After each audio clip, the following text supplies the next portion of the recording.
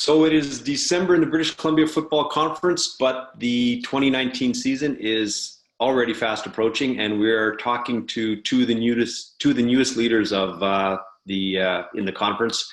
Josh Williams, general manager of the VI Raiders, and Curtis Visa, the recently named head coach of the VI Raiders. Thanks for doing this, guys. No problem. Thanks for having us.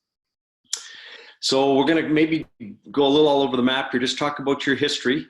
You're both Raider alumni. Curtis, 2006, 7, 8, and 9. Josh, 2008, 2009, correct? Yep. I guess first question, when you were players, did you ever see yourselves in this role down the road? I think eventually we could see ourselves building into being more leaders, in terms of moving the team forward with everything. But yeah, I could see. I could have said 2009. I would have liked to have been more a part of the team moving forward. And yeah, here I am. I can say about the same thing 2009 because it was such a vital part of like my life changing in 6 and 7, and then 8 and 9 all of a sudden there's just no other way. Like 09 was you never see the change. It's kind of like having your family set up and here's who's in charge, here's how it works, but you're like, why kind of back your mind like, what, it'd be kind of cool to be part of that and be that person. Yeah. So last year, just refresh my roles. Josh, you were O-line. What roles did you guys have last year? I was the D-line coach. And I was the O-line coach. Okay. Did you see this coming? I know the pressures on a head coach, and for the last couple of years, maybe with Hawk, there was always a speculation that you never know if he was going to pull the chute at the end of the year. Did you see it coming at some point last year? Did he warn you guys, hey, this might be it for me, start getting ready, or was it kind of a surprise?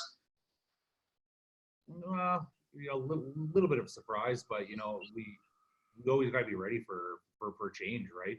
Something could happen with somebody's family, and that crucial member of your organization might have to leave for a while, right? And so I think because we have such a strong family connection here, and with the amount of people we have in our organization, it's pretty easy to fill some roles when people start to leave for various family reasons, or they just kind of get burnt out, and I think that's what we're really trying to do moving forward is build our guys from within. So when somebody does decide that they need to leave for whatever reasons, you can just switch somebody into that position quite seamlessly. We were just joking before we started recording the video about the time commitment of being a head coach, and we joked, Curtis, that you're single guy, no wife, no kids, perfect candidate to be a head coach. Let's just kind of talk. I mean, do you think about that you're just gonna dive right in and you've got nothing but time to devote to this? Well, like life's pretty busy right now. I teach at John Barsby Community School full time. I work at VIU, Vancouver University, as a part-time instructor in the second semester. I work with I train hockey kids still, like as part of a part-time job. So time commitment, when I was asked by Josh, would you want to do this? I'm like, it's more important. It's more the value of it. Yeah, I've got time for it, but also still a person, still looking for, different things in life. But when it came this opportunity, it was one of those ones that I can't pass it up. You're going to find a way to make it work. But also because it means a lot. Like right now, talking to all the players from last year, doing all the recruiting right now, I'd have a hard time. I can't imagine not doing it now. It's almost been a couple of weeks, and I'm like, this is exciting. So when it comes to time commitment, it's more like you're doing what you want to do. So I'm very fortunate with all my work. It's everything I love to do.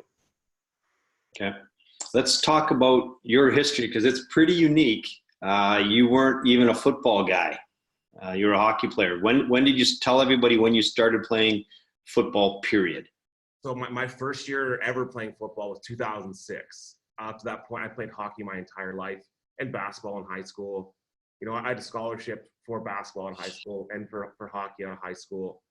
I went to WHL camp, played in the college league for UNBC. I was transferring to Lethbridge University to go play CIS, and I got found in a gym working out. I was an 18-year-old with a beard, not like Josh, but it was pretty decent. And I came to camp in Nanaimo in 2006, rookie camp, and I didn't turn back. So I never, ever played football in my life until 2006. And then from 2006 to 2009, the successes, they're written in history books for the team and how he went forward. And I was fortunate. I got signed by Calgary Stampeders in the end. I went to camp, came back to Nanaimo as well and finished my other degree. But 2006, the first year ever playing football. And so to be in this position right now is pretty surreal. So just jump in junior football, win a national championship. Oh, this is fun. Yeah, this is kind of cool. It's a good time. I can do this a little more. Yeah. So Josh, you're a Prairie guy.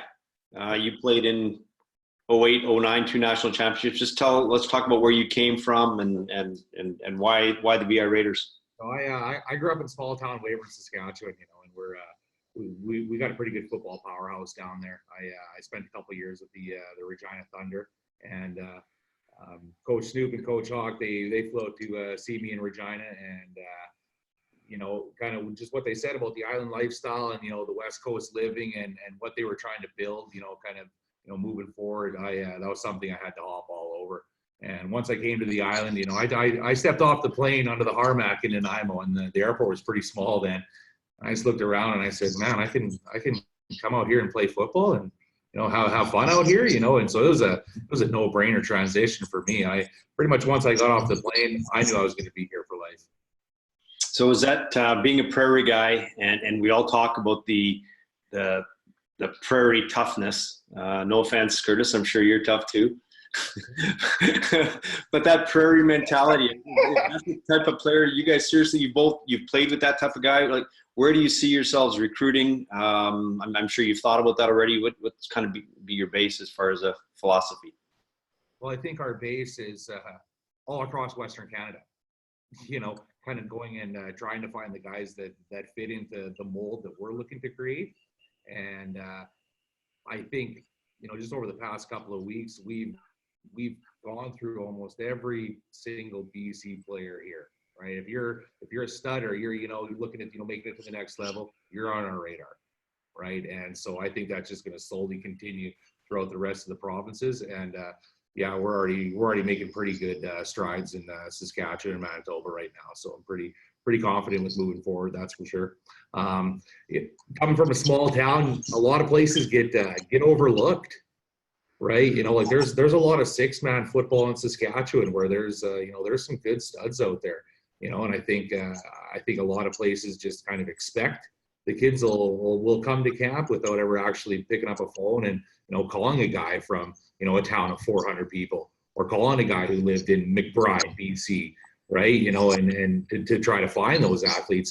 And I think at the end of the day, we're really trying to look at athletes and build them into better football players versus going out and trying to find all these good studs and not giving them the coaching and proper tools to make them any better. We're out here trying to create a mold for a player that kind of transfers over into life as well, right? If you can get that kid who's coachable, shows up with his work boots, those are the guys we want. Those are the guys that want to come out here and better their lives, that I think go hand in hand with their football success for sure. Do you think back, Josh, when you were a young guy, and you weren't a kid, you weren't 17, you were, I guess, 21 years old, but still a kid. Do you think about the commitment of? I did. I used to bring my boy onto the road games with us at the Raiders, and that's Okay. that was a big thing, and there'd be times where we'd have to get an extra hotel room because I'd have to bring my son along with me, and that was kind of the team aspect and the team mentality that Hattie Avasi at the time really drilled into my head and really ingrained into me, that you make sure to look after everybody, and that's something, me as the GM, I think that's kind of my strong point, is making sure nobody feels left behind, nobody feels left out, that opinions are heard, and that you're all moving forward towards the same goal. So we've got a general manager that was playing junior football with a family already, and we've got a head coach that got introduced to this game so raw. I mean, you guys are kind of the complete spectrum of what junior football can do for somebody, I guess. Yep, 100%. What to say. Let's go way back, and then just a couple of years back. I posed some of the questions to you that we wanted to discuss, and there was one I thought you might say, nope, scratch that one. But 2017, did that team going as far as you did, coming out of third place and winning the BC championship, a lot of us as observers thought maybe that team overachieved a bit, and it was great coaching that got you there. Is that true? And did that put some pressure on the 2018 version? Well, I think pressure's always nice, right? You should always have pressure moving in, season to season. But 2017, we had a lot of special guys. They bought into our mentality of what our goals were, what our visions were. And you know what? When you get a group of kids, I shouldn't say kids, group of young men, group of pit bulls together, guys can do some pretty great things. And guys all focus on one direction. They don't let the outside distractions, deter them away from what the goal is. Yeah, man, guys can do some pretty powerful things together, and I kind of think that's what we did in 2017. There are less distractions around the league as well that year in 2017. But even when we started 2018, for comparing them, like coming to Chilliwack was a brand new team. Like they were strong, like they were quite impressive, and that they came and got us. Yep. And then even with Matthew Blocker coming back to Langley, and that's another big shock, another great coach entering the BCFC. So as far as like the continuity of the league, that for 2017 for us was very stable and easy to get guys to buy into a system, because we could go success and build up. Where with this year, there's a lot of different things where some guys weren't as prepared. So there were differences there for sure. So 2017, I said, now let's go way back. That 2006 to 2009. I mean, you guys just, for the most part, walked through the BCFC. You had a swagger. What went on in that organization? How was it run? What type of things do you want to emulate going forward that you saw as players? We worked. We worked our asses off. Everybody can kind of say, oh, you had this great player or that great player or this, but it's like, no, like some of our hardest days were practices against each other. Yeah. Right. If I'm taking a one-on-one against this guy and then going and having to tackle Andrew Harris, well, I'm going to get so much better as a player if that's the competition I'm going against every day in and day out. Right. And so I think that was a big thing for us back then. And we were pretty raw. We didn't have much of a practice field. We had kind of a small little locker room that we all just kind of brought our stuff to. But like I said, all of our guys either worked or went to school. And I think that's where the accountability thing comes into factor, where guys just aren't, sitting around all day, doing nothing. We had groups of guys working together. We had groups of guys going to school. And I think that really, brought everybody together. And so guys knew the guys weren't taking days off. It's Wednesday when it's plus 30 out, and you got 10 of your guys working on roofs. Or it's a Thursday and it's tipping rain out, and you got 8 guys digging trenches. And that kind of brings that family together, and because then all of a sudden those guys got to go out and practice football all night. And I think that's where the guys kind of learn to really lean on each other and really start gelling together, because these guys come from all over Western Canada. They can't just go home to their parents on the weekend. It's like when you're having that down day, you got to lean on your brother, right? There is no quick outlet to go sneak a meal from mom's or something like that. It's no, like you're gonna have to cook for yourself, and you're gonna have to cook for your buddy, and one of you better make the sauce, and one of you better make the pasta, because that's life. That's kind of the mold that we create out here, because we are on the island, kind of all by our lonesome. But and that's why our team, I think, team family mentality kind of has grown so powerful over the past decade at least. Yeah, well, there's definitely a brotherhood of a year for 2009. We get guys from everywhere. You couldn't be alone. You had to take care of everyone, because you just didn't know what was going to happen. Mm-hmm. So the successes came from work. Like we had a lot of really talented players, but everyone bought in. Everyone knew like we're going to grind hard and compete. Every practice was a major competition. I wouldn't say there was a single day where there wasn't screaming, yelling, and fighting, because everyone wanted it bad. Oh, yeah. Our facilities weren't very special. But, we didn't care. We could have played in the parking lot. Yeah. And we're still ready to go. Yeah. There's just a very unique mentality of the entire group, and the way that kind of gel together. But yeah, we definitely have the star that is Andrew Harris. But we had all the supporting cast. Everyone just did their part. And They knew their role. You know, if you're an offensive lineman, you knew your job. If you're a D-line, you knew your job. And there's other guys that wanted that job. So the competition scale was high because we had high numbers as well, which is something we really were looking to bring back. So having the numbers, having the guys that want to compete, put the work boots on, be part of the brotherhood, and just buy into a system that's going to propel us forward. Yeah. So you mentioned the recruiting. We talked about the recruiting from across the prairies in Western Canada. I don't know if you guys remember, and maybe you've seen this now as positional coaches, but every year some kids will come out from the prairies in another city and they excel. They grow up, they get their job and they work. And then there's other kids that maybe don't handle that so well. And you probably played with a couple of those kids that you shook their heads and like, Jesus, you got so much talent, you're just not handling being away from home. What are you going to tell a parent as to why the VI Raiders, why move away from home, what that experience is all about? I know you kind of touched on it, but when a parent is kind of thinking, okay, my kid can play at home, or I can trust you guys that my son's going to grow up out on the island. Have you thought about what you're going to say to them yet? Yeah, we're here to mold men. That's exactly We're it. here to mold men. You know, whether I run a trucking company and he's a professional teacher, right? So he went to university and I went on the drilling rigs, right? And so you got two guys that kind of know, the systems in place that, guys need to succeed, and I think the big thing is so many kids, they graduate grade 12. When you say, what do you want to do? The answer is, I don't know. And they're not supposed to know what they want to do. They're supposed to go try different avenues. They're supposed to go pick up a shovel and go dig trenches, or pick up a book and get your studies going, right? And like I said, I think the big thing for us is we've had so many guys come out here their rookie year and say, well, I just want to try it for a year.